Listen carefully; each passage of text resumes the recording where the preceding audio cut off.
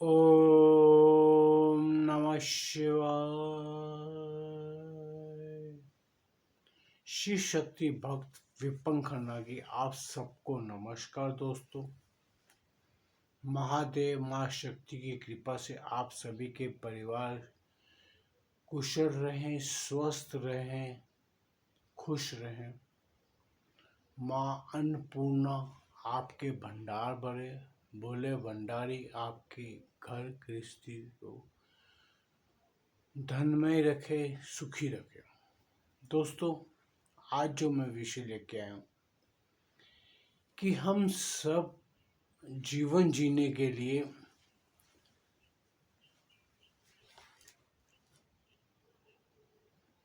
इस संसार में आए हैं और सब संसार में जीते हैं, सुखी रहना चाहते हैं, अच्छे संबंधी, अच्छे रिश्ते नाते जोड़ना चाहते हैं कि हम सारा जीवन अच्छी तरह व्यतीत कर सकें। क्योंकि एक अकेले रहना संसार में बहुत मुश्किल है। आपकी कितनी भी उम्र हो, लेकिन जीवन यापन करने के लिए हमें अच्छे अच्छे साथों का जरूरत होती है। ये हमें माता पिता द्वारा ही पैदा होने के बाद ये चीज़ों की प्रेरणा मिलती है। हमें कई मित्र मिलते हैं बचपन से ही। रिश्ते नाते में भाई बहन, बहुत से रिश्ते हमें इस जन्म में मिलते हैं। दोस्तों, मैं इन सभी रिश्तों में एक मित्रता के रिश्ते को तवज्जो देता हूँ, क्योंकि बाकी रिश्ते तो निभाए जाते हैं। बाकी रिश्ते जो हमारे आसपास में होते हैं, भाई बहन, अगर तुम्हारा दिल ना भी मिलता हो तो भी आपको वो रिश्ते निभाने पड़ते हैं, क्योंकि आप एक माता पिता की संतान होते हो। हमारा इस धरती पे आकर जन्म लेने के बाद जो रिश्ते नाते हमारे माता द्वारा हमें प्राप्त होते हैं, उन्हीं रिश्तों के साथ हमें पूरा जीवन जीना पड़ता है। अभी ठीक है, कई लोग आजकल बोलते हैं कि हमको क्या रिश्ते रिश्ते नाते तोड़ देते हैं, लेकिन दोस्तों, इसमें सबसे बढ़िया एक रिश्ता मैं मानता हूँ मित्रता का। इससे पहले एक रिश्ता होता है पत्नी का। उसके बारे में मैंने पीछे कई बार वीडियो बनाई है, तो कई वीडियो में बता भी चुका हूँ। क्योंकि ये भी एक रिश्ता ऐसा है, आजकल लव मैरिज होती है, पहले दोस्ती, मित्रता, फिर विवाह। लेकिन एक पुरुष और पुरुष का मित्रता, एक स्त्री स्त्री की मित्रता, दोस्ताना रिश्ता बहुत मायने रखता है। हम सभी मित्र चाहते हैं, दोस्त होने चाहिए, सबका कोई साथी दुख बांटने वाला होना चाहिए। क्योंकि मित्रगण आपको कभी कभी इतने गमों से निकाल देते हैं, जिस गमों के अंदर आप जीवन व्यतीत करते होते हैं, वो दुखों तकलीफों से आपके मित्रगण आपको बाहर निकाल देते हैं। आपका मन कभी उदास होगा तो आप क्या बोलोगे, छोड़ यार, मैं सब काम धंधा छोड़ के अपने दोस्त के पास जाके बैठ के, जो पीने पिलाने वाले हैं वो तो गिलास खोल के मित्रों के साथ बैठ जाएंगे। जैसे हम जैसे जो लोग हैं, जिसके पास कोई भी शौक नहीं है, शराब सिगरेट का कोई शौक नहीं है हमारे पास, तो हमारा मित्र बनना बहुत मुश्किल होता है दोस्तों। क्योंकि पीने पिलाने वालों के मित्र तो लाखों मिल जाते हैं, उनको बस एक पैग पिला दो तो सब दोस्त ही दोस्त है। लेकिन हम जैसे लोगों को दोस्त मिलना बहुत मुश्किल होता है, क्योंकि हमें कोई शौक नहीं होते। हम जैसे लोगों को मित्र मिलना समझ लीजिए एक तरह से इम्पॉसिबल लगता है, नामुमकिन लगता है।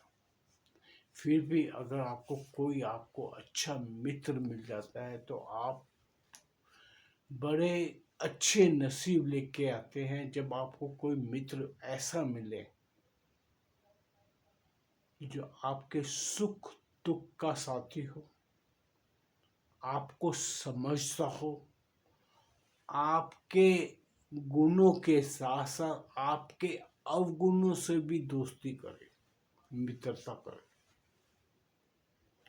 मित्र की परिभाषाओं में हम पूरे समाज में अगर अपने पुरातन इतिहास में जाएं, पुरातन इतिहास कह रहा हूँ, उसके अंदर कुछ मित्रों का व्याख्यान बहुत अच्छा मिलता है। कई ग्रंथों में आपको इतनी अच्छी अच्छी कहानियां, कथाएं मिल जाती हैं जो दोस्ती के ऊपर ही है। अब मैं दोस्ती के अंदर दो किरदार मैंने उस पुरातन में से निकाल के जो रखे हैं, उन्हीं दो मित्रों के ऊपर मैं अब व्याख्यान करना चाहता हूँ विस्तार में। एक मित्र तो मैं ले लेता हूँ भगवान श्री कृष्ण को। क्या आप ऐसा मित्र चाहते हैं भगवान कृष्ण जैसा, या दानवीर कर्ण जैसा? क्योंकि दुर्योधन की मित्रता करने के बाद कर्ण का भी इतिहास में नाम दर्ज है महाभारत काल के अंदर कि उस जैसा मित्र भी मिलना बहुत मुश्किल है, जो अंधिया विश्वास करके अपने उस दोस्त के साथ साथ निभाता है, जो पता है उसको कि ये दोस्त मेरा गलत कार्य कर रहा है, धर्म के विपरीत कार्य कर रहा है, तो भी उसने कर्ण ने मित्रता निभाने के लिए दुर्योधन का साथ दिया। उसने दुर्योधन का एक जो एहसान किया था, दुर्योधन ने वो एहसान मित्रता के ज्यादा राजनीति के हिसाब से की थी। उसने मदद राजनीति के हिसाब से की थी, मित्र बना के की थी, क्योंकि वो राजा करना चाहता था, राजा का पुत्र होने के बावजूद। जबकि कर्ण का इतिहास भी ये बताता है, कर्ण भी कुंती का पुत्र था, कुंती भी राजकुल में से थी, किंतु कर्ण का ये एक मित्र के साथ रिश्ता निभाना बहुत ही मायने रखता है, जो आज इतिहास के अंदर दर्ज है कि कर्ण जैसा मित्र, दानवीर कर्ण के नाम पे जिसको उपाधि मिली हो, जो अपने द्वारा दिए गए दानों के कारण पूरे इतिहास में, महाभारत काल में, महाभारत खंड में, पूरे भारतवर्ष में इतना मतलब प्रसिद्ध है कि उसके जैसा आज भी कहावतें बनी है कि दानवीर कर्ण बंदा। कोई आदमी दान पुण्य करता है तो उसको दानवीर कर्ण कह के उपाधि दी जाती। वो एक उपाधि का नाम बन के रह गए हैं। कर्ण को आज इतना मान सम्मान, आज उसके शरीर त्यागने के बावजूद, उसका कर्ण का दुर्योधन का साथ देने के बावजूद नकारात्मक सिद्धि होती है कि जो दुर्योधन का साथ देता है वो नकारात्मक में जाता है। उसकी कद्र भगवान श्री कृष्ण ने भी की, जब भगवान श्री कृष्ण ने भेष बदल कर कर्ण से दान मांगने गए थे। जब उनका कुंडल और कवच भगवान श्री कृष्ण कर्ण से मांग कर लाए थे, तो भगवान श्री कृष्ण ने भी बुरी बुरी प्रशंसा की थी कर्ण की। ऐसा इंसान का जो चरित्र है, कर्ण जैसा चरित्र भी इतिहास में आज तक कोई नहीं मिल सकता। एक आज के समाज के हिसाब से विलन कह लो, दुर्योधन को विलन कहने पे मैं अचंभित नहीं होता, मैं उसको उसी हिसाब से देखता हूँ, क्योंकि वो धर्म के विपरीत कार्य करता था। जो धर्म के विपरीत चलेगा वो इंसान सही मायने में खलनायक से ज़्यादा नहीं होता। आज भी रावण, कुंभकर्ण, मेघनाथ को दशहरे पे अग्नि के द्वारा सुहा किया जाता है, क्योंकि उसके कर्म धर्म के विपरीत थे। इसी मायने में मैं आपको बता रहा हूँ दोस्तों, मित्रों में ये दो किरदार मैंने जो चुने हैं कृष्ण और कर्ण के। पहले मैं आपको कर्ण की ही परिभाषा बता रहा हूँ। कर्ण इतना गुणवान होते सोते भी, अगर आप अपने मित्र, जो आपका मित्र है, उसका साथ निभा रहे हो, आपको पता होते सोते भी कि मेरा मित्र गलत है, एक मित्र को सही मार्ग दिखाने के लिए कर्ण ने बहुत कोशिश की, लेकिन दुर्योधन था, वो मान नहीं सकता था।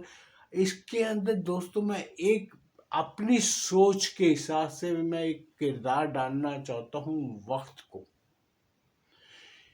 क्योंकि जब हमारा वक्त खराब आता है ना दोस्तों, तो वक्त खराब आने के कारण हमारी बुद्धि खराब हो जाती है, हमारी सोचने समझने की समृद्धि खराब हो जाती है, हम सही बात नहीं सोच पाते, वक्त हमें सोचने नहीं देता। अगर दुर्योधन ये कार्य ना करता तो महाभारत की रचना कैसे होती? महाभारत की युद्ध ना होता, तो महाभारत का युद्ध ना होता तो भगवान श्री कृष्ण उपदेश कहाँ से देते, जो आज भगवत गीता जैसा पवित्र ग्रंथ हमारे जो समाज के अंदर, सनातन समाज के अंदर विद्यमान है, वो ग्रंथ की रचना कहाँ से होती? ये भी सारा भगवान का रचा हुआ इतिहास है, जिसके अंदर दुर्योधन और कर्ण जैसे किरदार है। ये चीजें दोस्तों सोचने वाली हैं। कभी भी वक्त अपने ऊपर कोई भी दोष नहीं लेता, ना वक्त लेता है ना ईश्वर लेता है। अब मैं इसी के दूसरे पहले किरदार कृष्ण पे आता हूँ।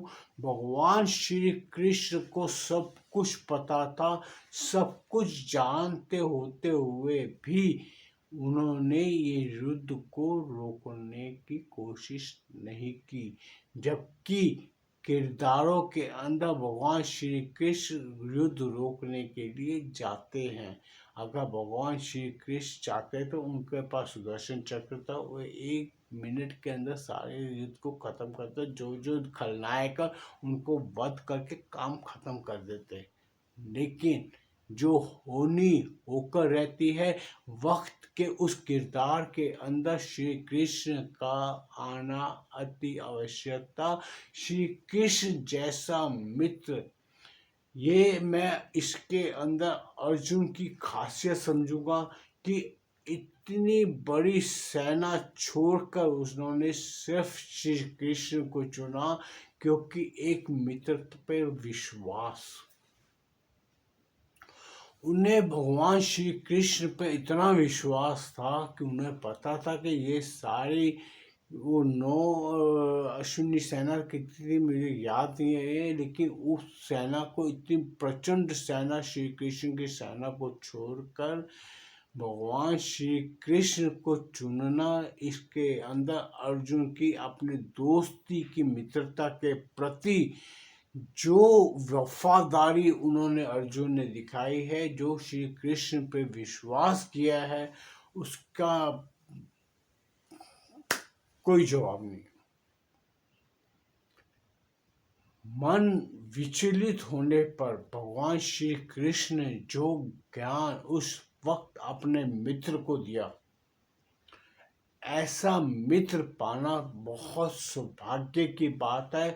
जो आपका मित्र आपको बुरे वक्त पे, आप जब बिना कुछ सोचे, नहीं समझ नहीं रहे, कुछ आपको ज्ञान नहीं हो रहा, कुछ ज्ञात नहीं हो रहा कि मुझे क्या करना है क्या नहीं करना, उस वक्त उनका मित्र भगवान श्री कृष्ण के स्वरूप में उसे ज्ञान देकर उसका जो मार्गदर्शन किया है, ऐसा मित्र मिलना, प्राप्त करना दुनिया के अंदर नामुमकिन है दोस्तों। क्योंकि इस किरदार के अंदर श्री कृष्ण के, मैं कहता हूँ सब कुछ वक्त और होनी रचती है। आज भी जो कुछ हो रहा है ये होने के ही कारण है, होने के ही कर्तव्य है। ईश्वर जो चीज चाहता है ईश्वर वो करता है। अभी आप हम लोग कई बार हम लोग अभी मैं विषय से भटक के थोड़ी बात करना चाहता था कि आज के समय के हिसाब से आज हम लोग देखते हैं कि मुस्लिम धर्म, क्रिश्चियन धर्म, उल्टे सीधे कार्य हो रहे हैं, सब कुछ हो रहा है। तो क्या ये सब भी भगवान नहीं कर रहा? कोई हिंदुओं का भगवान अलग नहीं है, संसार एक ही शक्ति द्वारा रचित है।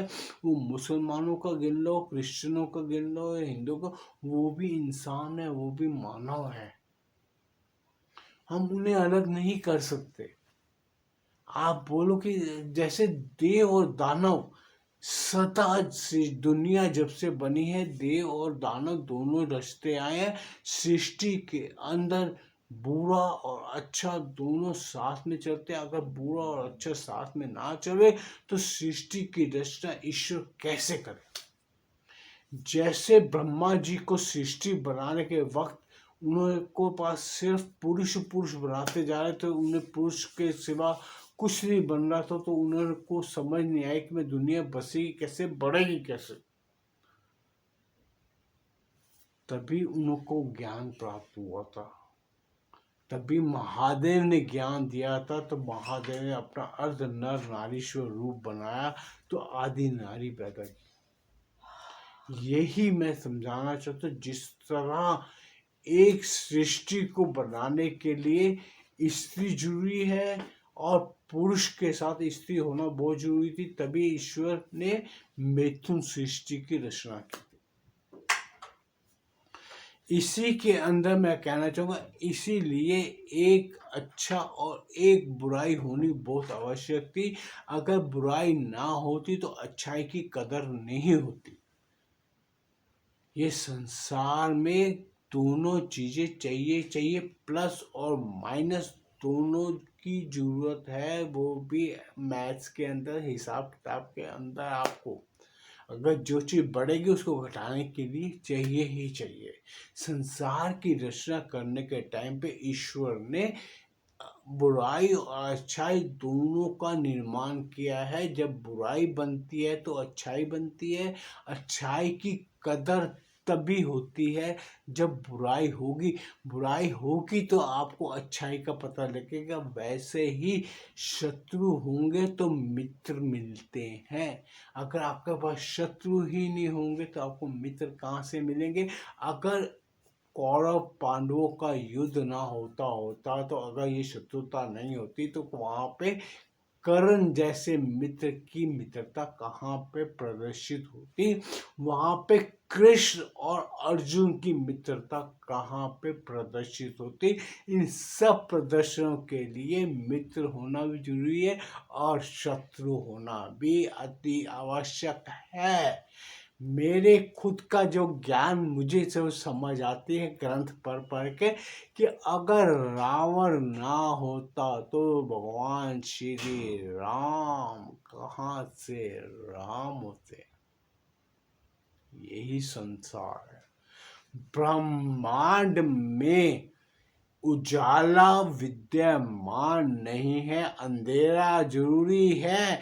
अंधेरा है तो आपको बिजली की आवश्यकता पड़ती है। सूर्य की कद्र तभी आती है जब अंधकार होगा, तो ही सूर्य प्राप्त होता है। ब्रह्मांड में पूरा कहीं भी प्रकाश नहीं है। जहाँ पर ग्रहों की रोशनी पड़ती है वही प्रकाशमान होता है। जब सूर्य की किरणें जिस जगह पड़ेंगी बस वही पोषण कह लो, वही एरिया कह लो, वही सामने उसके जो होगा वही प्रकाशमान होगा, बाकी जगह पे प्रकाश नहीं है। यही मैं समझाना चाहता हूँ। हर चीज जिंदगी के अंदर जरूरी है, वो तब तक जरूरी है जब तक सृष्टि चल रही है। जहाँ आपके पास दुश्मन है तो वहाँ दोस्त भी होना अति आवश्यक है, लेकिन वो इसीलिए मैं कह रहा हूँ कि मित्र होना इतना आवश्यक है। संसार उसके बिना चल नहीं सकता। बस ये आपको निर्धारित करना है कि वो मित्र कैसा हो, भगवान श्री कृष्ण जैसा या कर्ण जैसा। ये आपकी ऊपर निर्भर है कि आपकी पसंद क्या है, आपका स्वभाव क्या है। और मैं इसमें दोस्तों एक चीज़ मैं कहना चाहूँगा कि कई मित्र बनाने के लिए, मित्रता में गुण पाने के लिए आप जो गुण, अब मैं आपसे मैं एक छोटी सी दरखास्त करना चाहूँगा, आप जो गुण अपने मित्र में चाहते हैं कि आपका मित्र आपके प्रति वफादार हो, आपके दुख तकलीफ में साथ दे, आपके जो सुनी हुई बातें हैं, आपने जो उससे बात कही वो किसी और से ना कहे, आपके राज को राज बना के रखे, आपकी दुखों तकलीफ़ों में आपका साथ दे, आपके साथ खुश रहे, ज़िंदगी अच्छी बिताने के लिए आपके वो मित्र आपका काम आए, आपके दुख तकलीफ में वो आपका साथ दे, आपके साथ आनंद में वक्त व्यतीत करे। तो इन सभी चीज़ों के लिए मैं आपसे एक दरखास्त करूँगा, जो जो चीज़ें आप अपने मित्र से चाहते हैं तो कृपया करके पहले वो सभी गुण आप अपने अंदर लाइए, क्योंकि वो गुण आप में अगर होंगे तो ही आप चाह सकते हो।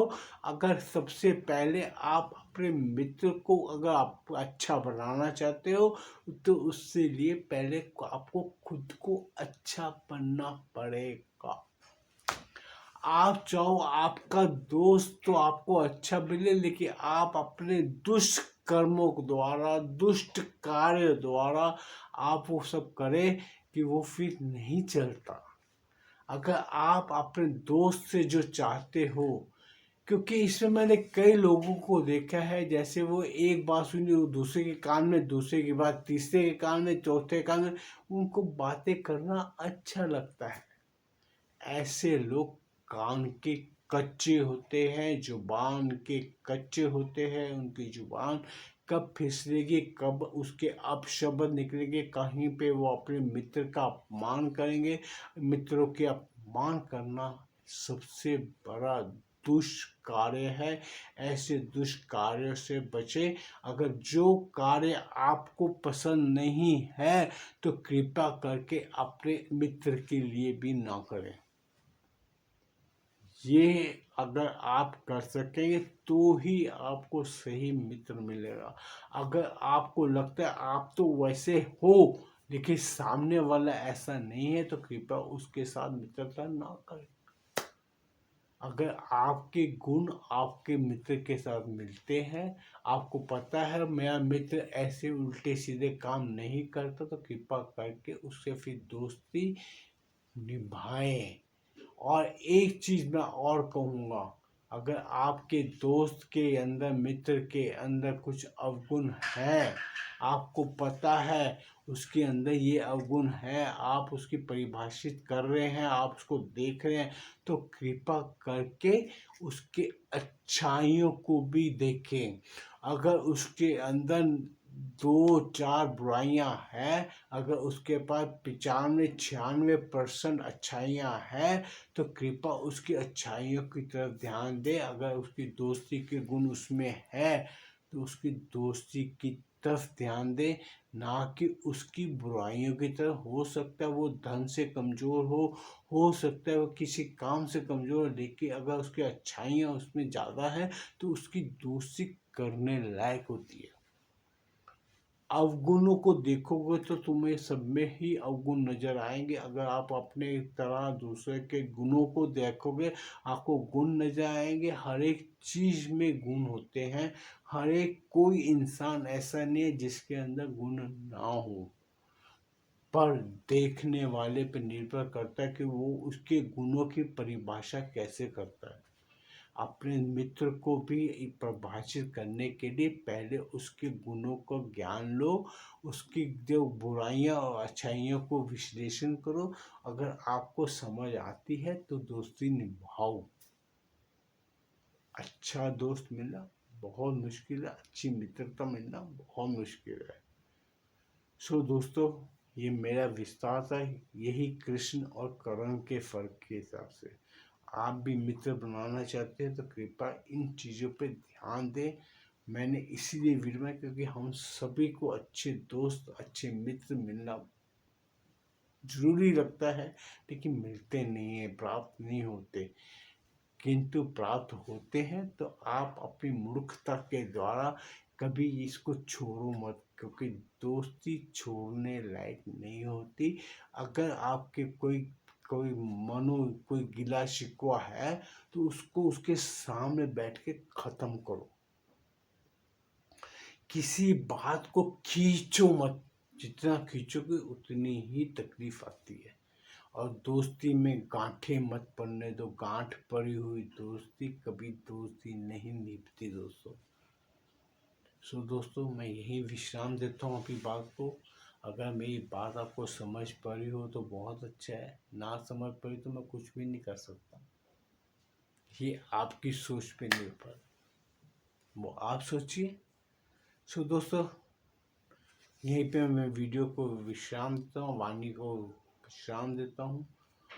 और अगर मेरा ये वीडियो आपको पसंद है, कृपया से लाइक कीजिए, चैनल को सब्सक्राइब कीजिए, बेल आइकन दबा दीजिए। ओम नमः शिवाय।